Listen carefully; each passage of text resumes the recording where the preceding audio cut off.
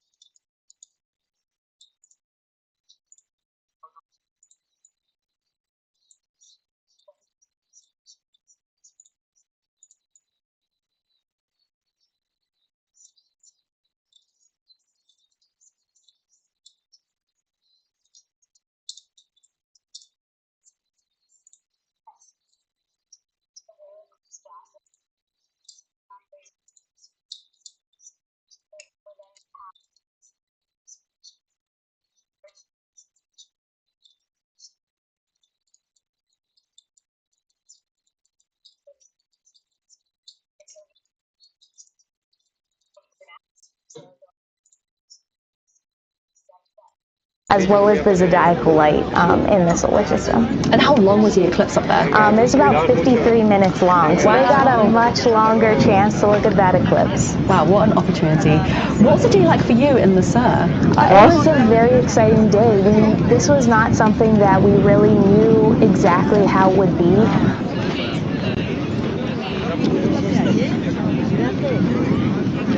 Vale, sácame.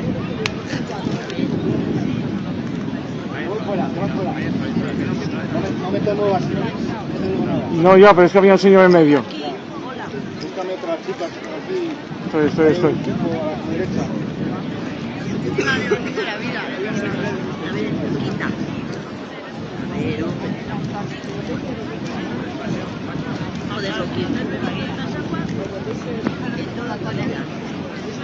¿Estás viendo?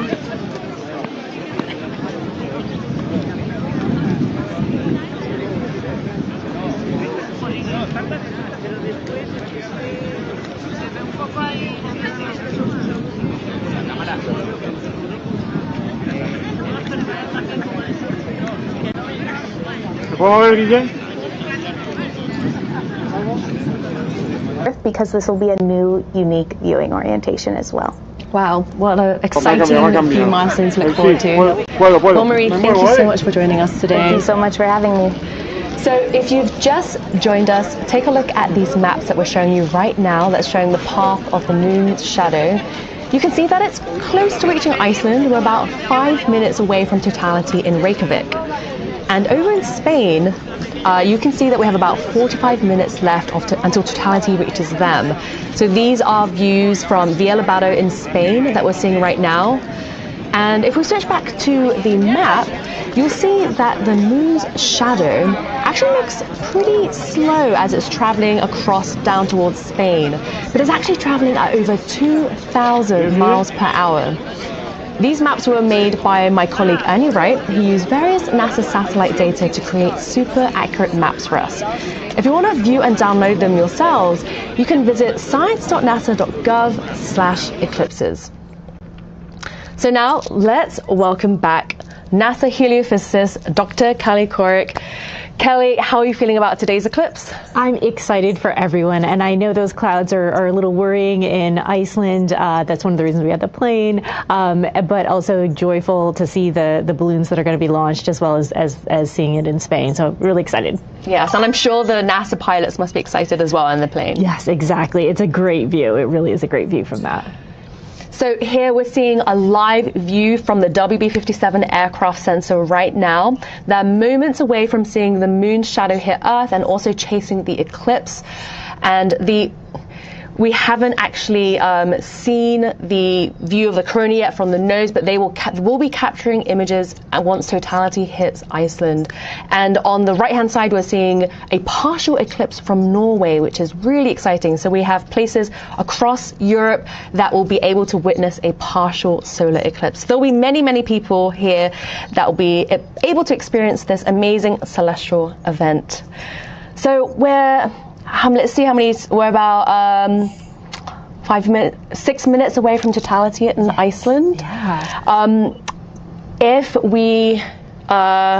What do we expect to see right before totality? Right. So right before totality, we're in that partial eclipse that's going deeper and deeper, and you start to see things go dark. So even if there are clouds, it's going to get a little bit darker. The weather is going to drop too, because again, you blocked out some of the sunlight, so you're going to get cooler. There's some wind that'll pick up. So the eclipses are really full body experiences.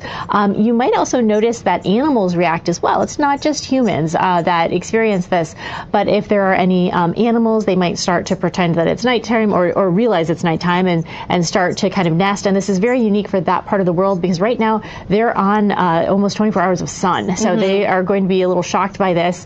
And so you'll be experiencing a lot of different things, even if you don't get to see the beautiful corona. Yeah, I'm thinking about everyone on the ground in Iceland right now. They may be seeing clouds, but can you tell me, how does the climate shift when an eclipse happens? Because I've heard that the weather can change drastically. Definitely. So from personal experience, in 2017, I was in South Carolina and there were thunderstorms. And during totality, it parted just around the sun and was able to actually fully enjoy the eclipse and see my first total. That was my first total solar eclipse. So there is hope that the clouds are influenced by that change in day-night, that eclipse that's coming through. So we're hoping that some of the winds and some of that changes could change things for Iceland. Okay. So we're seeing right now on... You're one sentence away from launching your website with Base 44. Since the beginning of the internet, there's never been such a fun, fast, and intense views in Iceland are obscured by clouds, but as Kelly mentioned, I'm hoping that the clouds will part and the weather will change for them. Anything can happen at this point, right? Right, anything can happen. And also, we'll talk about it a little later, but the balloon experiments, they are testing the atmosphere. The atmosphere of the Earth is still being affected, even if there is cloud cover, and that helps us with predicting weather models. So it's not just about the coronal science, which is something that I'm very passionate about, but it is also about understanding our planet and how it interacts with the sun and the light that we're getting from it. And you see, we're starting to see something in the WB57. It's getting very close. They were zooming in there, so that's Okay, oh, wow. Okay, yeah. so everyone who's watching right now, the right-hand box, you will see the live views from the right-hand box. You will see the live views of the eclipse from the skies. So Kelly, can you tell me what are the benefits of observing the eclipse from up there? From observing up there at 50,000 feet, wow, okay, so I look at these are great. 50,000 feet, you're able to get above all the clouds. So they're above all the clouds, and we're able to, again, allow it to overtake us, so they get a few more seconds of totality. You saw that beautiful pink filament on the sun. That is something that Amir talked about, is that filament, that material that comes off the sun that can actually create space weather and affect our power grids here on Earth. It can affect our GPS. So if you ever use your maps to get anywhere, that's something that we need to understand to be able to predict. It also affects our astronauts, our dear astronauts, so making sure that they're okay. So those things are really important to study, and one of the reasons why we have the WB57.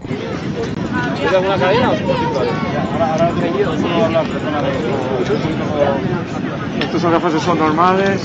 Aguanta, mira. Vale, Guille, voy casi. Vuelas, Guille, ya. Vamos a pedir el diafragma, espérate.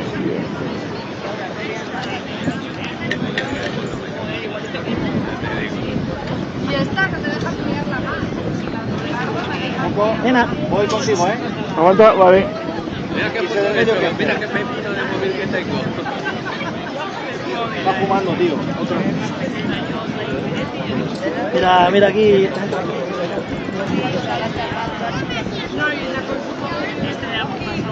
Estoy en este, Guille.